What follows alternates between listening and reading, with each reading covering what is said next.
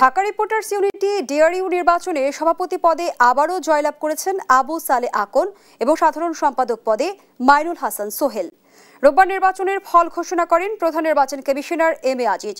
অন্যান্য পদের মধ্যে সহসভাপতি পদে মেহেদী আজাদ মাসুম, যুগ্ম সম্পাদক পদে মোহাম্মদ জাফর ইকবাল বিনা প্রতিদ্বন্দ্বিতায়, অর্থ সম্পাদক পদে নিয়াজ মাহমুদ সোহেল, সাংগঠনিক সম্পাদক পদে এম এম জসিম ও দপ্তর সম্পাদক পদে মোহাম্মদ রাশিম বিনা প্রতিদ্বন্দ্বিতায় নির্বাচিত হন।